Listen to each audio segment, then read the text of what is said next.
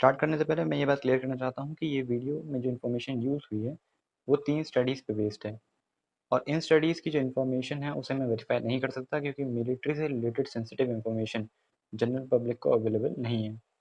Chinese army का budget according to Stockholm International Peace Research Institute 2019 में 261 billion था। वहीं इंडिया का उस साल बजट मिलिट्री का 71.1 बिलियन था।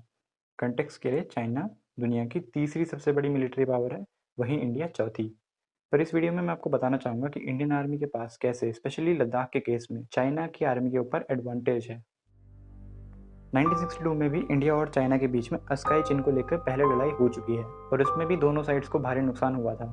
1975 के बाद मंडे जून 15, 2020 को पहली बार इंडिया चाइना के बीच में ऐसा गहरा टकराव हुआ। इसमें इंडियन आर्मी के 20 लोग शहीद हुए हैं। बदले में चाइना के पीपल लिबरेशन आर्मी के जवानों को भी मारा गया है, पर चाइनीज गवर्नमेंट ने इस पर अभी भी कोई एक्यूरेट नंबर डिक्लेयर नहीं किया है।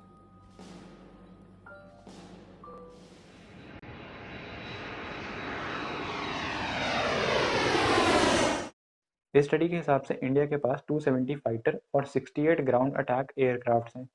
वहीं चाइना के पास लद्दाख रीजन में केवल 157 फाइटर और कुछ गिने चुने ग्राउंड अटैक एयरक्राफ्ट हैं। इंडिया में न्यू दिल्ली के अंदर लद्दाख बॉर्डर की तरफ कई एयर बेसिस हैं जिसमें एयरक्राफ्ट को रखा है जाता है और मेंटेन किया जाता है और किसी भी सिचुएशन में तुरंत रिस्पॉन्ड करने के लिए इन्हें यूज़ किया जा सकता है। वहीं चाइना के पास 8 एयर बेसिस हैं लद्दाख के पास, जिसमें से कई सिविलियन एविएशन मतलब आम आदमी की हवाई यात्रा के लिए भी यूज़ किए जाते हैं। इनमें से भी तिब्बत और शिनजियांग के एयर बेसिस बहुत ऊंचाई पे हैं। इससे वहाँ मौसम और ऊंचाई की वजह से चाइनीज़ फाइटर जेट्स उनकी कैपेसिटी से सिर्फ आधा ही फ्यूल और एमिनेशन कैरी कर पाते हैं।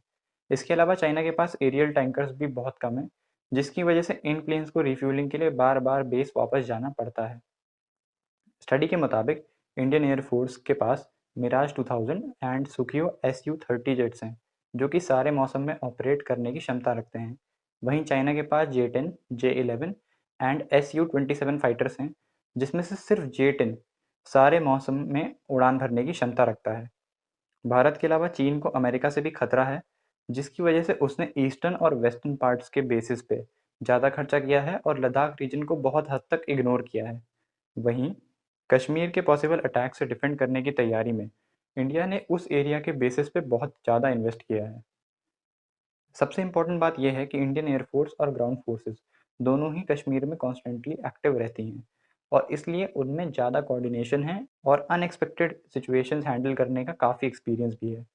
वहीं चीन की आर्मी पीपल लिबरेशन आर्मी ने लास्ट सिग्निफिकेंट फाइट 1979 में वियतनाम के खिलाफ ली थी, तो उन्हें ज़्यादा एक्सपीरियंस नहीं है।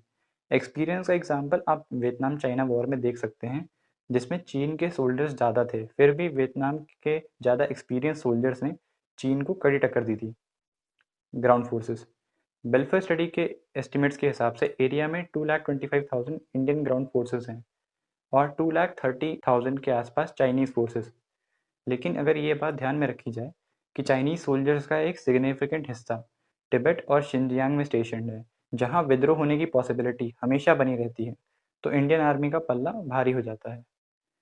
लद्दाख के पास का एरिया स्पेशली तिब्बतन प्लेटू का एरिया पहाड़ों से भरा हुआ है, तो अगर चाइना कुछ होने पे अपने सोल्जर्स को वहां लाना चाहता है तो इंडियन आर्मी एयर अटैक से उनके हाई स्पीड ट्रांसपोर्ट वाले सारे रास्ते ब्लॉक कर सकती है, जिससे उनका बैकअप आने में काफ़ी देर हो जाएगी। वहीं स्टडीज़ के हिसाब से इंडियन आर्मी पहले से ही पोजीशन में है और बैटल रेडी है। चाइना की स्टेट मीडिया ने हाल ही में कई आर्टिकल्स और डॉक्यूमेंट्रीज बनाई हैं चाइना के मिलिट्री इक्विपमेंट को शोकेस करते हुए, पर इंडियन आर्मी भी हमेशा नई टेक्नोलॉजी की खोज में लगी रहती है और एक दिन चीन से आगे ज़रूर निकल जाएगी। एलाइज इंडिया ने हाल ही में अमेरिकन मिलिट्री के साथ कई जॉइंट ड्रिल्स किए हैं, यहाँ तक कि वॉशिंगटन ने इंडिया को एक मेजर डिफेंस पार्टनर भी बुलाया है। चाइना से पॉसिबल लड़ाई के केस में इंडिया को यूएस इंटेलिजेंस और सर्वेलेंस से काफ़ी ज़्यादा फायदा हो सकता है। इसके अलावा भारत ने जापान, ऑस्ट्रेलिया और फ्रांस के साथ भी जॉइंट मिलिट्री एक्सरसाइजेस की हैं।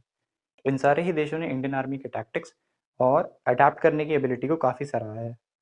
वहीं चाइना ने केवल पाकिस्तान और रशिया के साथ कुछ गिनी चुनी जॉइंट ड्रिल्स की हैं। अगर आपको ये वीडियो पसंद आए तो लाइक करिए और इस इशू से अपडेटेड रहने के लिए चैनल को सब्सक्राइब कीजिए। Peace out.